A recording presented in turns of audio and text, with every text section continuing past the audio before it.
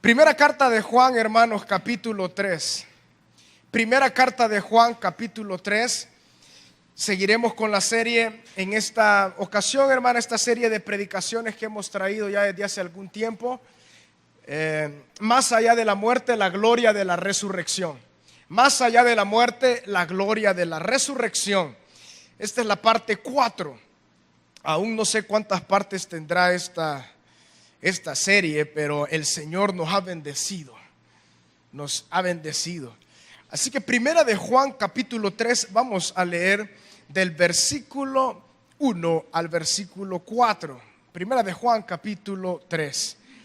Mirad cuál amor nos ha dado el Padre para que seamos llamados hijos de Dios. Por esto el mundo no nos conoce, porque no le conoció a Él. Amados, ahora somos hijos de Dios y aún no se ha manifestado lo que hemos de ser. Pero sabemos que cuando Él se manifieste, seremos semejantes a Él, porque le veremos tal como Él es. Y todo aquel que tiene esta ¿qué? Esperanza, en Él se purifica a sí mismo, así como Él es puro. Todo aquel que comete pecado infringe también la ley, pues el pecado es infracción de la ley. Versículo 5. Y sabéis que Él apareció para quitar nuestros pecados y no hay pecado en Él. Gloria al Señor. Más allá de la muerte, la gloria de la resurrección. En esta ocasión, hermanos, deseo que veamos los puntos de vista y lo que la palabra nos exhorta y nos dice acerca de aquellos que van a resucitar en ese gran día para salvación. Hemos estado hablando acerca de la enseñanza de la palabra, acerca de la resurrección. Hemos hablado de qué es la resurrección. Hemos hablado de que cómo va a ser ese momento. Hemos visto que quien no resucitará es el Espíritu Santo de Dios. Hemos visto de que nuestro Señor Jesucristo es nuestro ejemplo de resurrección. Hemos visto de que porque nuestro Señor Jesucristo resucitó, por eso nosotros también vamos a resucitar.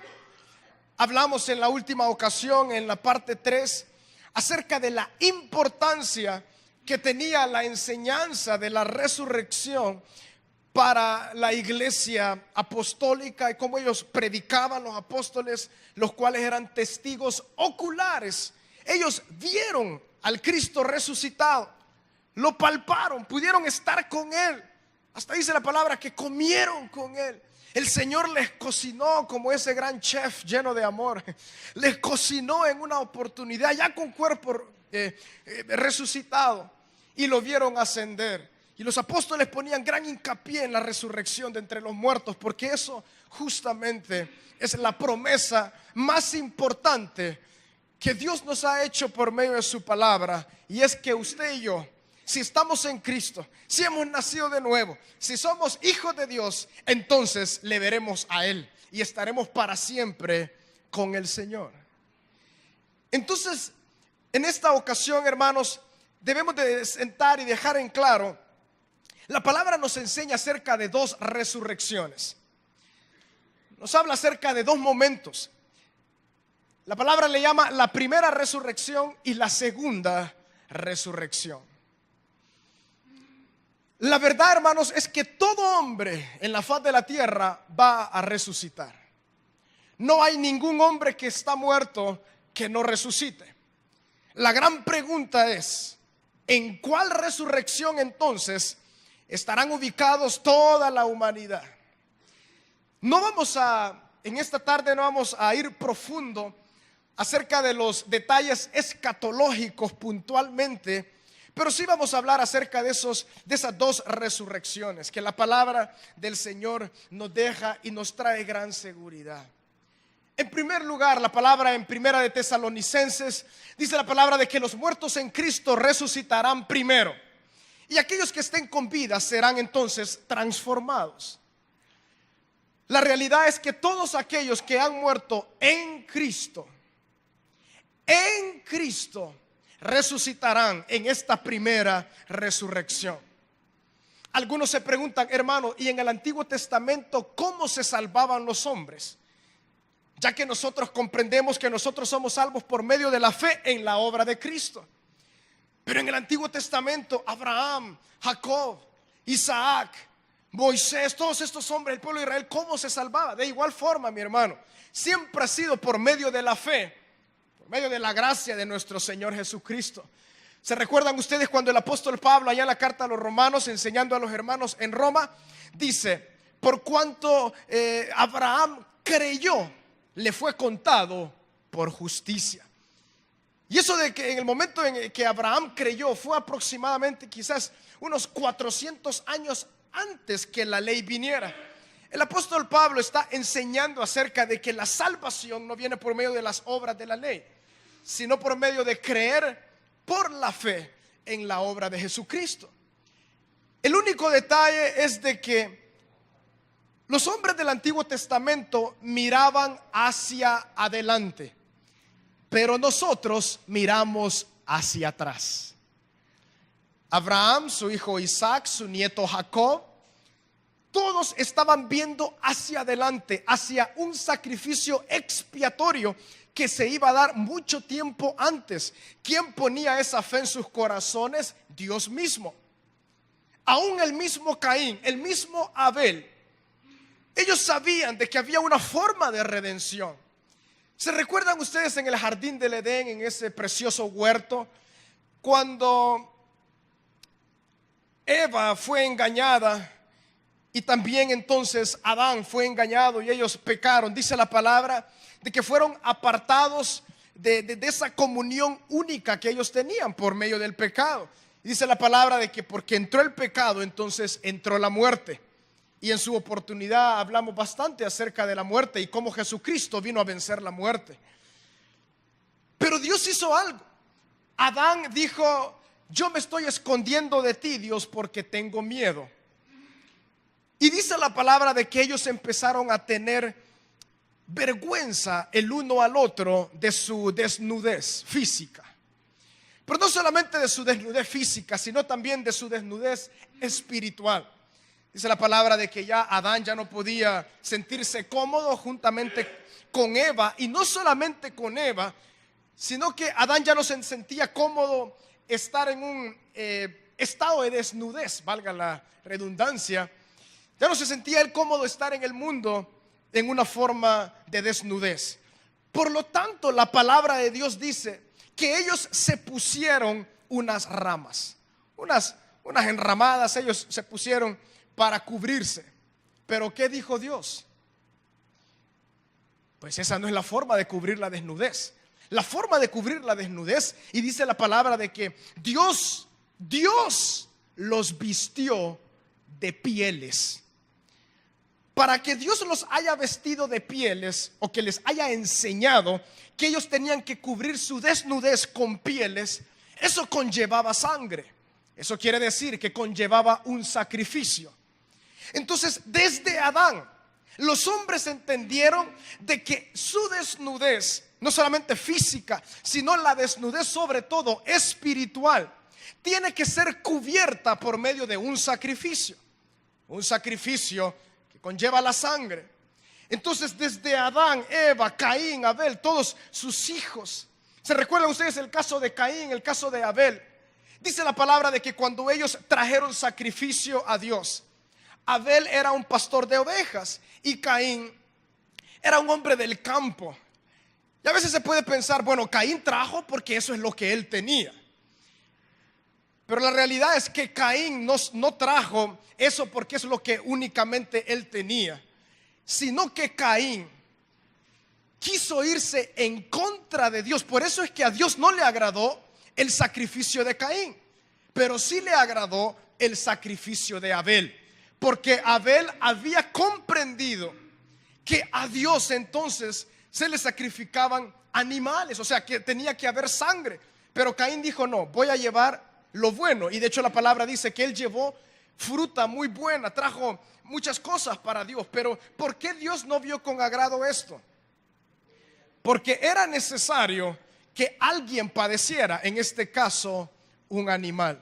¿Por qué les digo todo esto, mis hermanos? Porque desde el principio de los tiempos los hombres han sabido de que tiene que haber un sacrificio. Abraham lo entendió, Isaac su hijo lo entendió, Jacob lo entendió y siempre lo han entendido. Les digo esto porque todo hombre va a resucitar. En la primera resurrección todo hombre va a resucitar. Abraham, Isaac, Jacob, todos los que murieron en Cristo. Por eso no importa si fue antes o después. Usted y yo, dígame si alguien ha visto a Cristo en persona, sino únicamente por la fe que mora en nosotros. Lo hemos visto espiritualmente, sabemos que es veraz, sabemos que su palabra es realidad, pero con nuestros ojos no le hemos visto, como dice la palabra en primera de Pedro, cuando el apóstol enseñaba a los hermanos y les decía: aunque ustedes no lo han visto, se gozan con un gozo inefable. Digo esto, hermanos, porque la primera resurrección, todo hombre y mujer muerto en Cristo va a resucitar. Va a ser la película más tremenda ese día, cuando todas las personas puedan observar que ocurre un milagro tremendo. La tierra va a ser sacudida, no sé si por un terremoto, pero la realidad es que todos los hombres van a salir, como hoy en día tal vez una película de terror. Pero ese día no será una película de terror, sino será un momento de gloria. El momento que usted y yo, el momento que sus padres se murieron en Cristo, sus abuelos se murieron en Cristo, el momento que toda persona que ha muerto en Cristo ha esperado desde siempre. Esa es la primera resurrección. Los muertos en Cristo, cuando Jesús venga, dice la palabra que en las nubes, los muertos en Cristo resucitarán primero para estar para siempre con el Señor. Desde el principio de los tiempos, Abel va a resucitar ese día. Si por testimonio de la palabra sabemos que él murió en Cristo, ¿cuántos hombres de Dios, David, van a resucitar ese poderoso día? Y que es conocido como la primera resurrección. La primera resurrección toma lugar para aquellos que han muerto en Cristo. Entonces, la segunda resurrección, la palabra en diversos lugares le conoce como la segunda resurrección. De igual forma, esto es muy difícil de asimilar, pero es la verdad. Todo hombre que haya muerto sin Cristo va a resucitar en la segunda resurrección. Todo hombre. No sabemos si Caín se arrepintió o no, pero si Caín murió sin Cristo, él resucitará en esa segunda resurrección.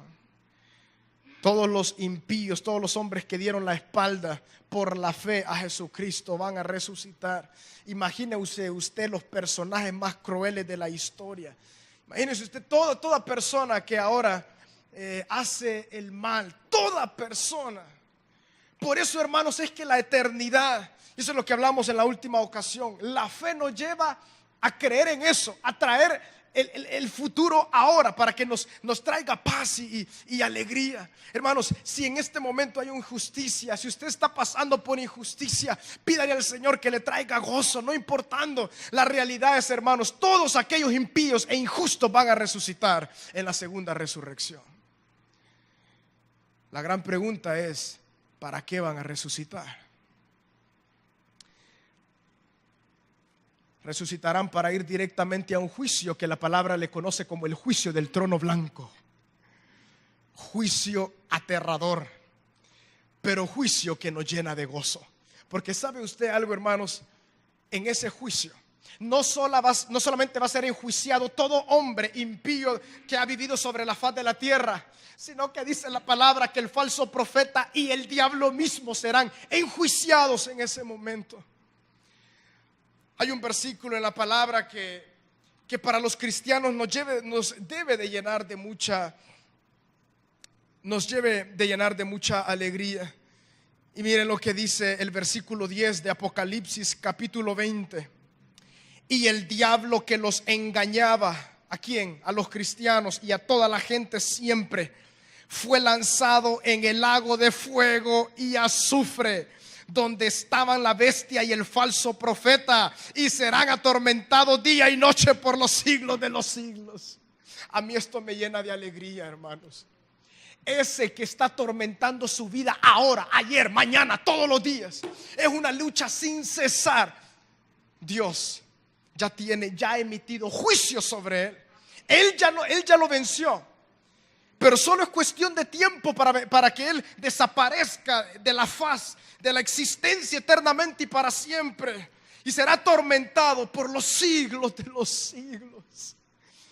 Como dice la palabra en Apocalipsis, aquel que se va en contra de los cristianos, aquel que quiere acabar con los cristianos. Esas luchas constantes que usted y yo tenemos, hermanos, tendrán un punto y final, y será el inicio en el cual el diablo para siempre entonces será lanzado al lago de fuego. Y dice la palabra en el versículo 13, mire lo que dice la palabra, bueno, desde el versículo 11 de Apocalipsis 20. Y vi un gran trono blanco y al que estaba sentado en él, de delante del cual huyeron la tierra y el cielo, y ningún lugar se encontró para ellos. Vi a los muertos grandes y pequeños de pie ante Dios. Los libros fueron abiertos. Otro libro fue abierto, el cual es el libro de la vida. Y fueron juzgados los muertos por las cosas que estaban escritas en los libros según sus obras. El mar entregó los muertos que había en él. La muerte y el Hades entregaron los muertos que había en ellos. Y fueron juzgados cada uno según sus obras. Y la muerte y el Hades fueron lanzados al lago de fuego. Y esta es la muerte segunda. ¿No le parece preciosos estos versículos? El lago de fuego, el Hades, la muerte va a ser lanzado. Ahí ya no hay muerte. En la eternidad no se conoce de muerte. ¿Por qué? Porque ahí no hay pecado. Porque no hay pecado, no hay muerte. En este momento, todo hombre va a levantarse y se va a encontrar no con un juez humano. Que algunos pueden decir, bueno, que me haga lo que quiera. Está bien. Todo hombre va a comparecer ante el juez justo. Dios mismo, toda persona. No habrá lugar para ningún impío que resucite y diga, eso es la realidad y eso es lo que choca un poco, pero es la realidad. Todo impío que sea resucitado, y cuando Dios diga cuál es el veredicto acerca de una persona, él va a reconocer que Dios es justo y por su justicia él va a condenación. Porque Dios es un juez justo. Ese día todo hombre comparecerá entonces delante de Dios. Él emitirá juicio. Por lo tanto, no se preocupe en esta vida, hermano. Si alguien lo trata injustamente, nosotros hablemos del Señor, nosotros amemos, nosotros prediquemos la palabra del Señor, pero el juicio final le queda al Señor. Él sabrá qué hacer. Él sabe todas las cosas. Entonces, hermanos, estas son las dos resurrecciones que habla la palabra del Señor, las cuales nos traen grande alegría y nos traen grande gozo, pero también nos traen una gran responsabilidad de predicar la palabra del Señor. Al entender esto, entonces, mis hermanos, quisiera enfocarme esta tarde en hablar acerca de tres características de aquellos que van a resucitar en esa primera resurrección. La palabra dice, los muertos en Cristo resucitarán primero. Los muertos en Cristo resucitarán primero. Y en primer lugar, en el versículo 3 dice algo muy interesante de la lectura en primera de Juan capítulo 3. Todo aquel que tiene esta esperanza en Él se purifica a sí mismo, así como Él es puro. La primera señal de que un hombre va a resucitar en el día de la resurrección para vida eterna es la purificación de su vida. No lo digo yo, lo dice la palabra. Cuando dice la palabra, y todo aquel que tiene esta esperanza, hablamos también en ocasiones pasadas de que la esperanza a la cual la palabra se refiere es la vida eterna, en este pasaje y en muchos otros que hemos ya hablado.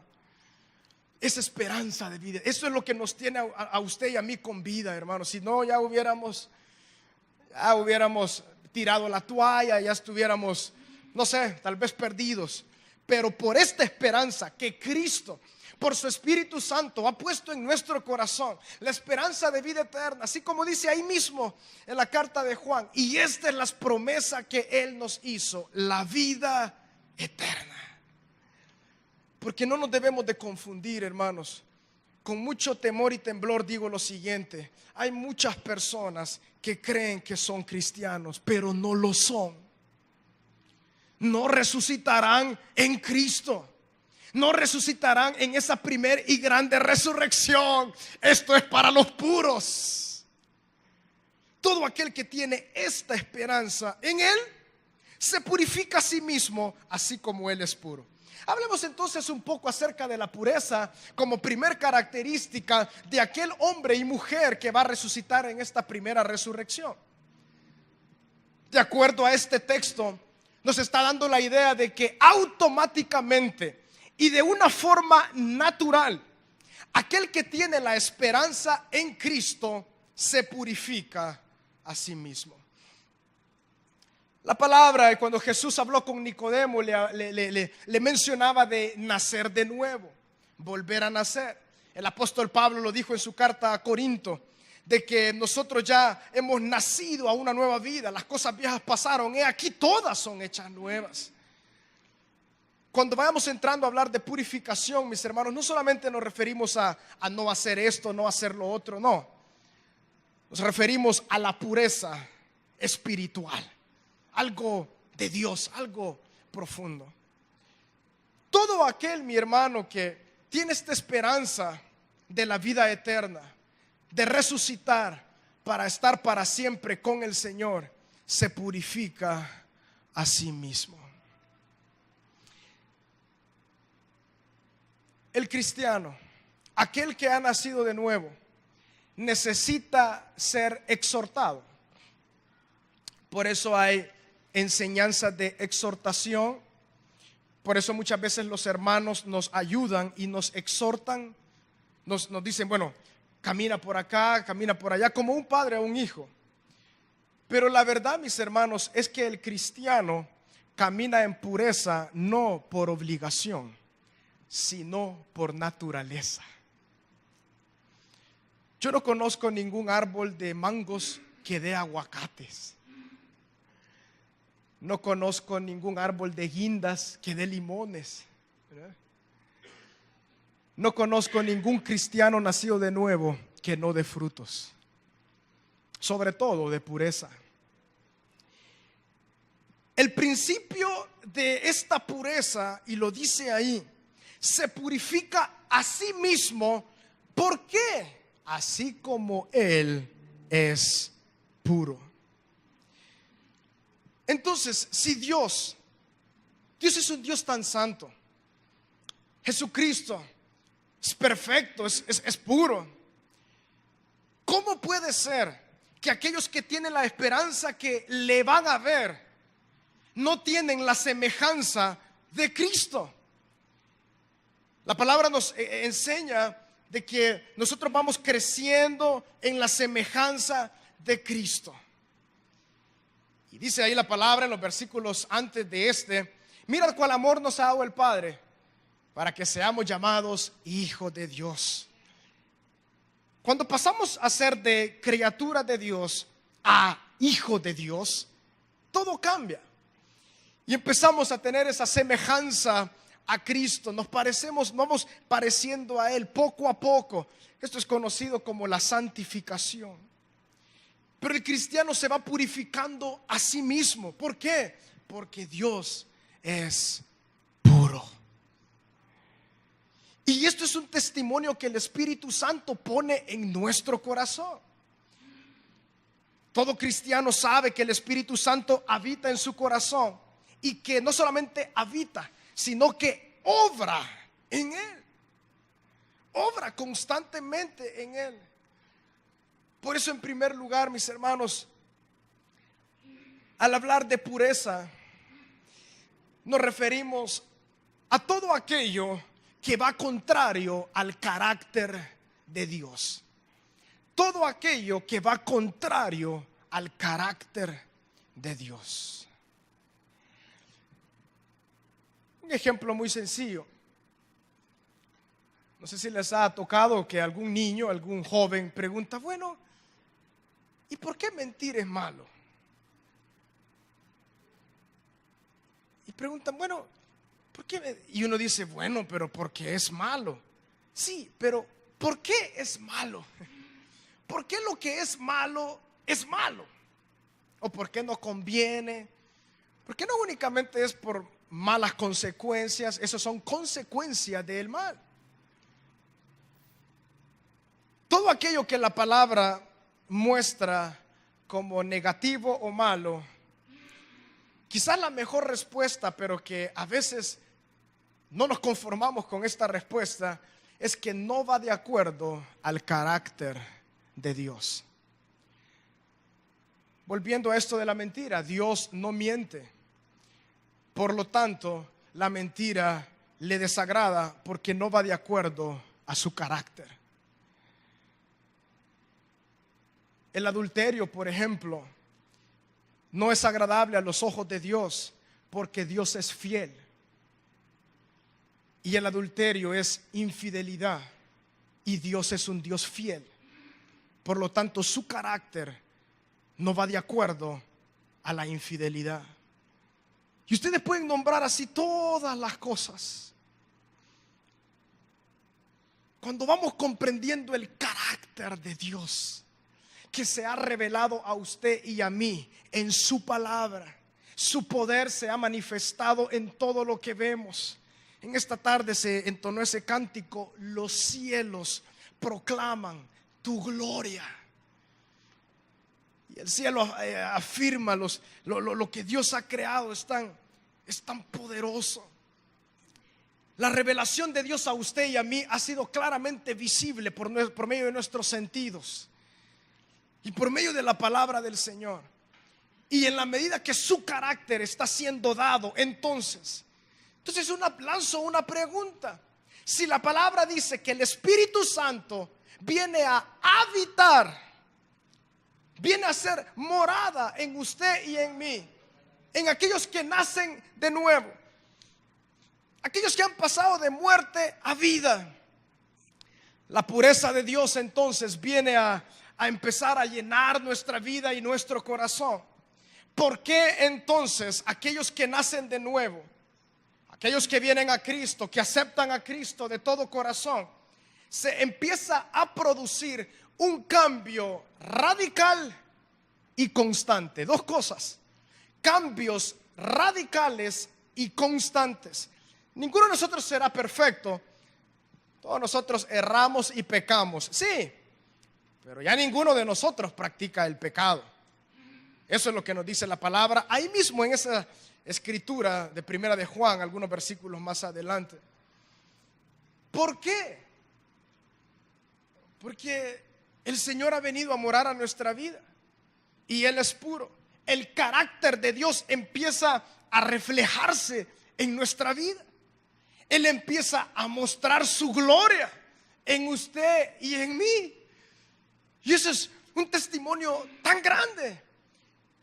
El testimonio del cristiano tiene mucho peso para todo aquel que está a nuestro alrededor, que no conoce del Señor. Dígame si no tal vez sus amigos de infancia o su familia, pueden ver cuando ustedes vinieron a Cristo. Su vida fue completamente transformada. Y como tenían esta esperanza de la vida eterna, hubo un proceso y estamos en esta purificación. ¿Por qué? Porque Dios es puro. Ese es parte de su carácter. Dios es santo. La santidad no solamente es ausencia de mal, sino la santidad es algo incomparable, apartado, separado. Por eso usted y yo, mis hermanos, hemos sido separados y apartados para los usos de Dios. Entonces, en primer lugar, los que resucitarán en esta primera resurrección, aquellos que tienen esta esperanza gloriosa, pero se purifican a sí mismos, o sea, desarrollan el carácter de Dios. No somos dioses, no.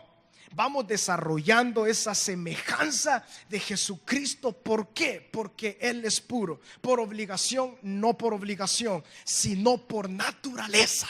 Aleluya. Así que a veces da pena en los velorios. No, pero es que él iba a la iglesia, o fue hace como 10 años. Y quieren que uno diga que van al cielo, pero yo no lo sé.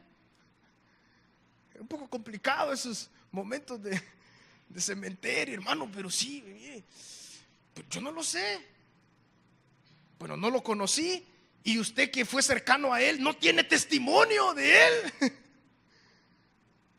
Pero dice la palabra, todo aquel que tiene esta esperanza, ¿cuál? La de la vida eterna, la de la resurrección en Cristo, se purifica a sí mismo porque Él es puro. En primer lugar. En segundo lugar, vamos a la primera carta del apóstol Pedro, capítulo 1.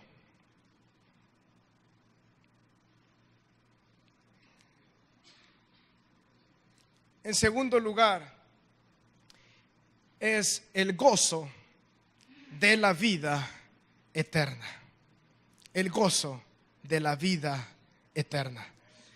El versículo 3 del capítulo 1 de Pedro dice: bendito el Dios y Padre de nuestro Señor Jesucristo, que según su grande misericordia nos hizo renacer para una esperanza viva, por la resurrección de Jesucristo de los muertos, para una herencia incorruptible, incontaminada e inmarcesible, reservada en los cielos para vosotros, que sois guardados por el poder de Dios mediante la fe, para alcanzar la salvación que está preparada para ser manifestada en el tiempo postrero. ¿Qué dice después? En lo cual vosotros os alegráis, aunque ahora, por un poco de tiempo, si es necesario, tengáis que ser afligidos en diversas pruebas, para que sometida a prueba vuestra fe, mucho más preciosa que el oro, el cual aunque perecedero se prueba con fuego, sea hallada en alabanza, gloria y honra cuando sea manifestado Jesucristo, a quien amáis sin haberle visto, en quien creyendo, aunque ahora no lo veáis, os alegráis con gozo inefable y glorioso. ¿Qué les parece estos versículos, hermanos? El versículo 8, qué lindo. A quien amáis sin haberle visto, en quien creyendo, aunque ahora no lo veáis, os alegráis con gozo inefable y glorioso. El cristiano, hermanos, tiene un gozo. Y esto no es una frase trillada. A veces hay algunos hermanos que dicen: bueno, hermano, el cristiano no tiene que estar triste nunca, nunca. Bueno, la verdad que hay momentos de tristeza en esta vida, ¿verdad? Pero la palabra no se refiere a estar siempre, triste, sino ese gozo. Es algo paradójico. Aunque estemos tristes, pero el gozo está. Estamos alegres y el gozo está. Esta segunda característica de aquellos que resucitarán es ese gozo de la vida eterna. ¿Por qué este gozo no puede estar fundamentado en las bendiciones materiales o en las bendiciones que nosotros vemos hoy en día, aún que Dios nos da? Porque es algo tan pasajero. La primera gran bendición es la vida eterna. Juntamente con la salvación, Dios quiere bendecir su vida y la mía de diferentes formas, de múltiples formas. Eso le place a Él. La palabra dice: pedid y se os dará, buscad y hallaréis, llamad y se os abrirá. Aquel que pide conforme a su voluntad, Dios responde, porque aquel que le oye, tenemos lo que hemos pedido. Tantas cosas lindas. Pero veamos el contexto de esta iglesia al cual el apóstol Pedro está escribiendo. Que son muchos hermanos que en ese tiempo estaban en distintas ciudades. Por ejemplo, en el versículo 1 dicen los destinatarios de esta carta, de su forma específica, pero también usted y yo entramos ahí. Pedro, apóstol de Jesucristo, a los expatriados de la dispersión en el Ponto, Galacia, Capadocia, Asia y Bitinia. Al menos menciona 5 ciudades, y después de Asia y Bitinia yo dijera y a Popa. Eran hermanos que estaban viviendo en medio de una cruel desesperación y persecución. Los primeros 300 años de la iglesia son conocidos, ese tiempo de la iglesia es conocida como la iglesia perseguida. Gran parte de esos 300 años la iglesia pasó de persecución en persecución. Estaba un emperador y los perseguían. Moría el emperador, había uno nuevo, y si era más cruel, la persecución era más cruel. Si llegaba uno más tranquilo, los perseguían menos. Y eso en los primeros 300 años de la iglesia. Los apóstoles, se cree que la mayoría vivieron desde que Cristo ascendió, quizás entre el año 33, 37 de la era cristiana, hasta quizás ahí por los años 70 y 80 de nuestra era. La historia cuenta que únicamente el apóstol Juan quedó con vida, y él fue el único que no fue martirizado, pero murió alrededor del año 100. Pero la realidad es que en todos esos años había una persecución tan tremenda. La iglesia nació, creció en medio de persecución. Por lo tanto, estos versículos que acabamos de leer nos dan un sentir, nos dan una textura, nos dan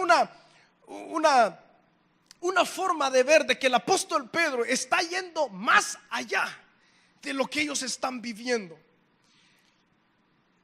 Les está diciendo: hermanos, sosténganse por el gozo que viene de Dios, de la esperanza que usted y yo tenemos, le decía seguramente el apóstol Pedro.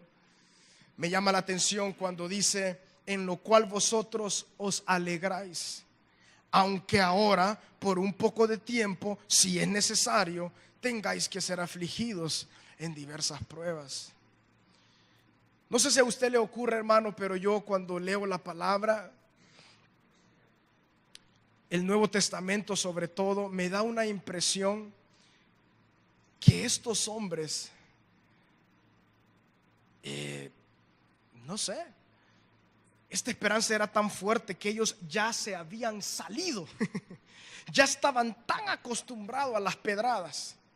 Viene una, ya sé que después de esta viene otra. Ellos ya caminaban inmunes a las aflicciones. Ese versículo me da esa impresión, Santiago capítulo 1. Bueno, no sé si cuántos de ustedes ya están ahí. Tened por sumo gozo cuando os halléis en diversas pruebas, sabiendo que la prueba de vuestra fe produce paciencia. Uno ve venir la pedrada y qué gran gozo el que siento. No sé cuántos de ustedes ya están ahí, pero los apóstoles ahí estaban. ¿Y por qué estaban ahí? Únicamente por la esperanza de la vida eterna, por la esperanza de que ellos iban a resucitar. Esto era tan central, era algo tan fuerte en sus vidas. Y este gozo, mis hermanos, es la verdad. Aquellos que han venido a Cristo tienen ese gozo. Lo tienen en medio de cualquier situación. Hay una esperanza ahí, hay algo que nos mantiene vivos espiritualmente y también físicamente. nos mantiene avanzando. ¿Por qué está usted acá? Porque Cristo va a venir por usted y por mí. Si no, hermanos, mejor estemos en la casa relajados, o no sé, ¿verdad? Preparando ya la cena, esa sopita tremenda. Pero ¿qué nos hace venir a compartir con los hermanos? Porque nos pertenecemos los unos a los otros, porque como un cuerpo vamos a ser levantados. Esa es la realidad. Los hermanos tenían este gozo. Y esta es una característica. Bueno, hay muchas, hermanos, yo nombraré 3. Pero esta es la segunda que deseo llamar su atención. Ese gozo permanente. Hermanos, usted y yo estamos en pruebas. Sí, leamos estos versículos. También leamos: muchas son las aflicciones del justo, pero de todas nos llevará el Señor, nos librará el Señor. Gloria al Señor. Tantos versículos, pero también encontramos este versículo: aunque ahora por un poco de tiempo, si es necesario, tengáis que ser afligidos en diversas pruebas. Este versículo no da la salida de las pruebas. Este versículo lo que da es: soporten por la esperanza de vida eterna. Esa es la idea de los apóstoles: soportar por lo que viene más adelante. Son como los atletas. Y en este tiempo me da mucha tristeza. Algunos esperan más el mundial que la venida de Cristo. Habla, Señor. La realidad es que los atletas se preparan. ¿Para qué? Para algo futuro. La misma figura el apóstol Pablo usa ahí. Un atleta se prepara cada día para ganar esa corona corruptible, dice. Y ellos por algo corruptible, pero usted y yo por algo incorruptible. El pensamiento de la iglesia apostólica era ese: soportemos por lo que viene más adelante. Y ese, de hecho, es el pensamiento del cristiano. Porque esta fe, dice la palabra, más preciosa que el oro. Estoy seguro que si yo a alguno de ustedes le diría: miren, hermanos, aquí tengo guardado 100,000 quilates de oro, el primero que corra se lo doy. No, las sillas fueran historia. Pero ¿sabe qué? La fe que usted tiene y la que yo tengo es mucho más preciosa que el oro. Aleluya. Y si el oro se prueba con fuego, dice la palabra, si esta fe es más preciosa, tiene que pasar por esto que se llama el fuego de la prueba. ¿Para qué? Para que cuando lleguemos donde Cristo, vamos a decir: Cristo, aquí estoy, Señor. Aquí estoy, Jesús. Y esto es lo que me mantuvo, esto es lo que siempre esperé, estar contigo. El apóstol Pablo decía, y lo hemos dicho en esta serie de enseñanzas: una cosa sé, las aflicciones presentes no son comparables con la gloria eterna que va a manifestarse en vosotros. Una cosa sabemos, hermanos: esta escasez, esta lucha terrible no se compara con la gloria venidera que ha de manifestarse en aquellos que van a resucitar, que estarán con Cristo para siempre con el Señor. Entonces, la segunda característica es este gozo en la esperanza eterna. Usted puede estar aquí y me dice: mire, hermano, yo no entiendo nada. Yo cómo me voy a gozar de lo eterno si no tengo ningún tipo de bendición ahorita. Yo necesito respuesta para allá. Le quiero decir algo: entre más usted se goce en las verdades de Dios, empezará a gozarse en lo de esta vida. La única forma de vivir esta vida, mis hermanos, es teniendo la mirada en lo eterno. Esta vida, tenemos una vida de gozo, de alegría. No tenemos, pero estamos alegres. Estamos en medio de tribulación, pero vamos avanzando. La única forma de avanzar en esta vida, de estar alegre, de tener esperanza, ayuda, fortaleza de Dios para ir a trabajar, por ejemplo, mañana, para estar siempre avanzando. Dios quiere que nosotros nos desarrollemos en el trabajo, que podamos ayudar, que podamos servir. Claro que sí. Pero si nuestra mirada está en lo eterno, Esto, mis hermanos, va a avanzar como Él le plazca. Nos vamos a esforzar para Él y por Él. Y cuando vengan pruebas vamos a decir: Padre, ni modo, yo sigo esperando en ti. Yo sigo esperando en ti.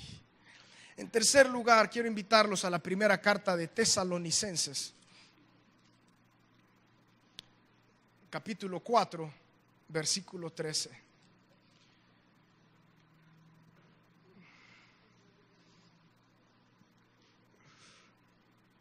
Tampoco queremos, hermanos, que ignoréis acerca de los que duermen, para que no os entristezcáis como los otros que no tienen esperanza. Porque si creemos que Jesús murió y resucitó, así también traerá Dios con Jesús a los que durmieron en Él. Miren qué lindas palabras.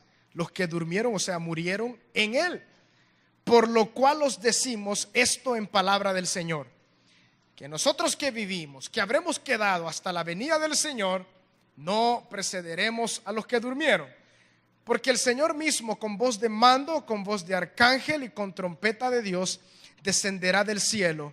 Los muertos en Cristo resucitarán primero. Luego, nosotros los que vivimos, los que hayamos quedado, seremos arrebatados juntamente con ellos en las nubes para recibir al Señor en el aire, y así estaremos siempre con el Señor. Por tanto, alentaos unos a otros con estas palabras. ¿Qué les parece estos versículos? ¿No le parece romántico? ¿No le parece poderoso? ¿No le parece? Y así estaremos siempre con el Señor. A los niños hoy en día, ¿verdad? Hay tantos cuentos que termina el cuento y para siempre estuvieron juntos, ¿verdad? Qué lindo. No, hermanos, esto no es un cuento de hadas. Para siempre vamos a estar con el Señor. Por lo tanto, en tercer lugar, quiero hablar acerca de la perseverancia del cristiano. De la perseverancia del cristiano. Y deseo tomar el versículo 18 cuando dice: por tanto, alentaos los unos a los otros con estas palabras. La idea de la palabra alentar es que uno a otro entre los hermanos se daban porras. Decían: vamos, tú puedes, tienes que avanzar, tú puedes soportar, tú puedes continuar creyendo en Cristo. Hermano, lo que más tenemos que cuidar es la fe, esa fe santa que Dios ha puesto en nuestro corazón, que la tenemos puesta en Cristo, esa fe tan única, gloriosa, que tiene que ser probada como el fuego, con fuego, como el oro, pero es mucho más preciosa que eso. Y la palabra del Señor dice: alentaos los unos a los otros. La realidad es que a través del tiempo, la perseverancia de los cristianos es lo que también da la solidez que ese hermano será resucitado con Cristo. El testimonio, ¿verdad?, de todos aquellos que han muerto en Cristo es que han perseverado. ¿Es fácil? No, no es fácil. Hermanos, como cuerpo de Cristo, y que el Señor nos traiga un entendimiento aún mayor de esto. Usted y yo somos un cuerpo. Cuando usted venga a la iglesia, traiga varias cosas en mente. Primero, adorar al Señor de todo corazón y en libertad, ser ministrado con la palabra. Y yo quiero estar con los hermanos, ¿verdad? Por eso lástima que el culto termina como a las 6 y como ya se pone oscuro. No, pero gracias a Dios el Señor nos ha dado este atrio allá al final, ¿verdad? Para hablar. Imagínense qué duro es si entre semana, a veces en nuestro trabajo, la mayoría de personas son inconversas. Claro, predicamos, les hablamos del Señor, damos testimonio, pero no me dejarán mentir, cuando uno está con un hermano, eso es una gran bendición. Estar juntos y poder compartir al Señor lo que el Señor nos ha dado y tantas cosas lindas. Hermanos, aquel que resucitará, la tercera característica, persevera. Está alentándose los unos a los otros, está ahí dando constantemente, así como dice en Hebreos, que los hermanos deben de ser reunidos para derramar de su amor el uno al otro, para compartir el uno al otro. Esto es lo que el Señor desea de cada uno de sus hijos. Porque, hermanos, si nos espera una vida eterna juntamente con el Señor, en esta vida desde ya podemos disfrutar de esas bendiciones que Dios nos ha dado. Alentaos los unos a los otros con estas palabras. Veamos con qué palabras la iglesia se alentaba los unos a los otros, de que iban a estar para siempre con el Señor. ¿Sabe cuál es el mejor consejo que usted puede dar?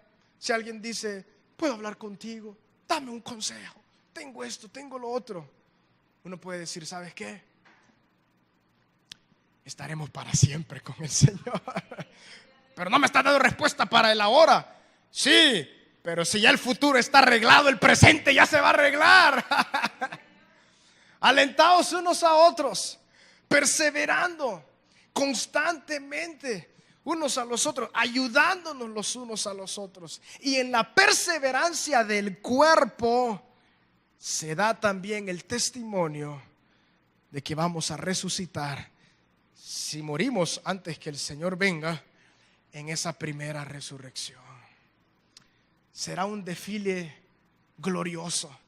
Y como delante del Señor, hermanos, hay personajes bíblicos, ¿verdad? El apóstol Pablo, está Pedro. Pero póngase usted ahí también con saco. Usted ha perseverado. Algunos llevan más años que otros, algunos 3 años, algunos 8, algunos 15, algunos otros 30, algunos otros 50, algunos otros 80. ¿Y por qué no se han ido ya con el Señor? La realidad, hermanos, es que la perseverancia es una característica de alguien que ha nacido de nuevo. La perseverancia en el Señor, en amar al Señor, en amar al cuerpo de Cristo, en servirle al cuerpo de Cristo, en alentarse los unos a los otros. Por lo tanto, mis hermanos, soportemos. Esto está pronto.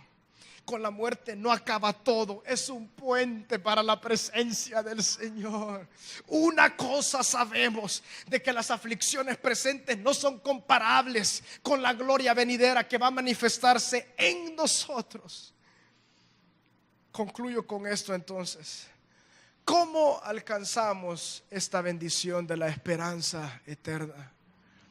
Tal vez para aquellos que han venido por primera vez, para aquellos que nos ven por la televisión, la alcanzamos por medio de la fe en lo que Jesucristo hizo por cada uno de nosotros.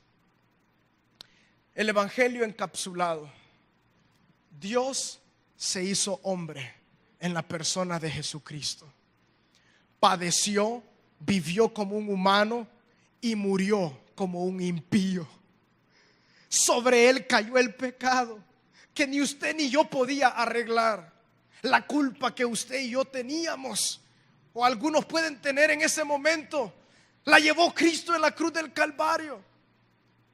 Y por medio de su sacrificio, Él acabó con la muerte y con el pecado.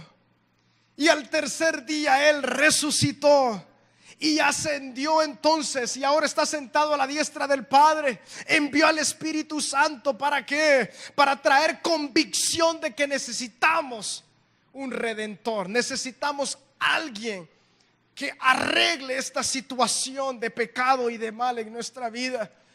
Tal vez tú me ves por la televisión, tú estás acá y tú dices, no, yo lo puedo arreglar de alguna forma. O quieres decir, no, yo esas cosas no creo. Pero más vale ser honesto delante de Dios y decir, yo no puedo arreglar con esto. Una culpa de años, yo no puedo, yo no sé qué hacer. Pero la palabra de Dios nos enseña, ven a Él, ven a Cristo. Y el Señor entonces, por la fe en lo que Él hizo, Él lava, limpia nuestros pecados. Y no solamente eso, nos pone en comunión con Dios una vez más. Y tenemos esta esperanza que vamos a resucitar para estar para siempre con el Señor. Hermanos, más allá de la muerte, la gloria de la resurrección. Recordemos, aquel que ha nacido de nuevo, aquel que está en Cristo, aquel que va a resucitar en Cristo, por lo menos hay 3 bendiciones en esa persona. Primero, un sentido de caminar de acuerdo al carácter de Dios, en pureza. Siento una vez más decir esto. Alguien puede decir, hermano, pero a mí me gusta, a mí esto del adulterio me parece, ¿y cuál es el problema? Algunos hermanos, a veces hermanas también engañados por Satanás, dicen, bueno, pero ya con mi esposo ya no funciona. No, Dios es fiel, su carácter es fiel. ¿Y cuál es el problema? El problema es que no va de acuerdo al carácter de Dios. ¿Qué explicación más divina no queremos?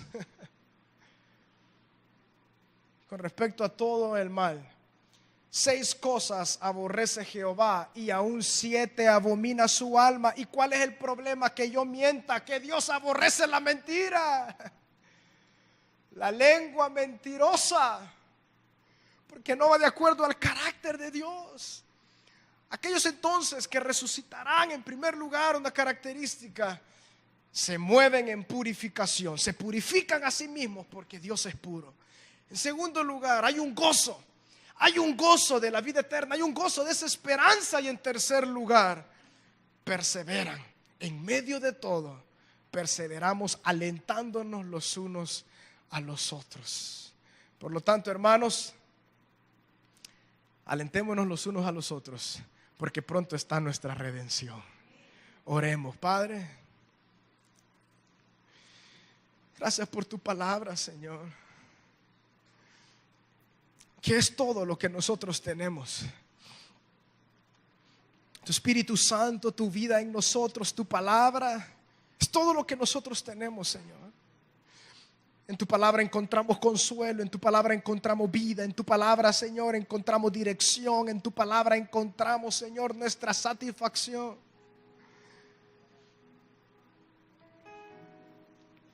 Yo quiero pedirte, Señor, por algún hermano que está en este lugar, que estamos en este lugar.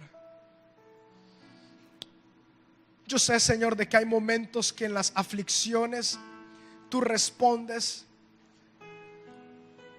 y que tú nos sacas a victoria de una forma pronta.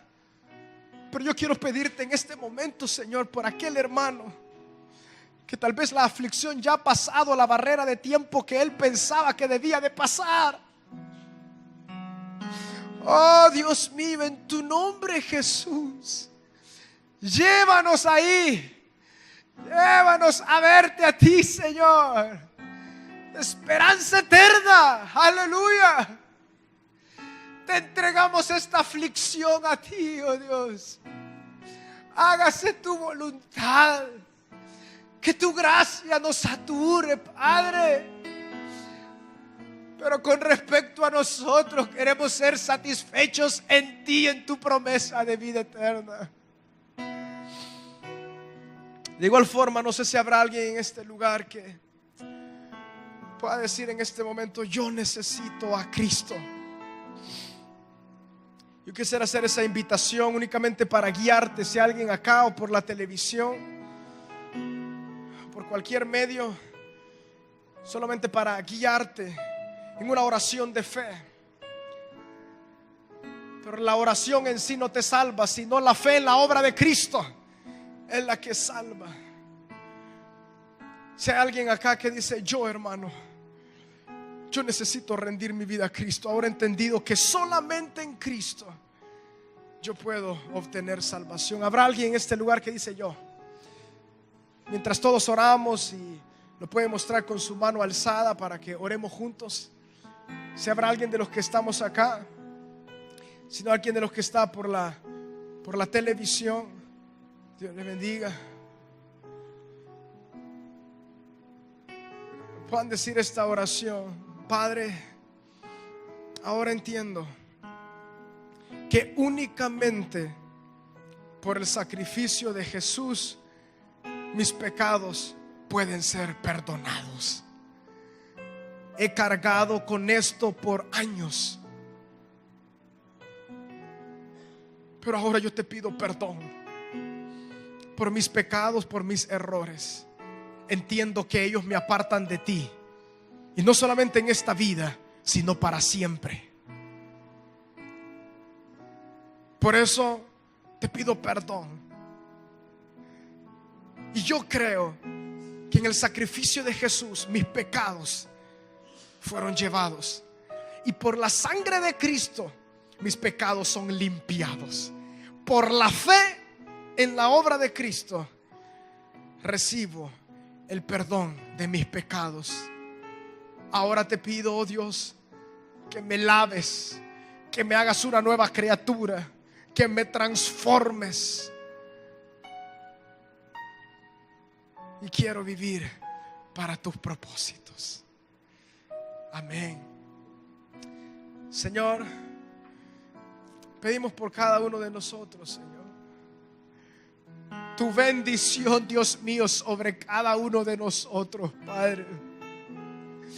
Oh Dios mío, si alguno de los que estamos acá, tú nos estás dirigiendo a apartarnos de algo, Señor, ayúdanos a obedecer, caminar en pureza de acuerdo a tu carácter, oh Dios, hasta la cosa más pequeña, hasta el último detalle queremos ser rectos delante de ti, porque tú eres puro, Señor. Dios mío, danos ese gozo, aleluya. Bueno, ya lo tenemos, Padre. Hazlo incrementarse, ese gozo, Señor, de la vida eterna, ese gozo de que vamos a estar para siempre con el Señor, aleluya. Y Señor, ayúdanos a perseverar como cuerpo tuyo. Si alguno de los que estamos acá aún no está sirviéndose el uno al otro, Padre, que podamos involucrarnos, Señor. Ese es el servicio, poder ayudarnos los unos a los otros, Señor. No es nada más. Servirte es servirte a ti, honrarte, amarte y honrar a los hermanos, amarlos y ayudarnos los unos a los otros. Oh Dios mío, que ninguno de los que estamos acá, Padre, Señor, dejemos de abrazarte, dejemos de creer, dejemos de perseverar, Padre, porque aquel que comenzó la buena obra la finalizará hasta el día de Jesucristo. Gracias por tu palabra, Señor, porque nos exhorta, nos ministra, nos consuela, nos dirige, trae fortaleza, trae esperanza, Señor. Te entregamos a ti, Señor, nuestras vidas y todo lo que hay en nosotros para tu ministerio, para tu servicio y para tu gloria, Señor Jesús.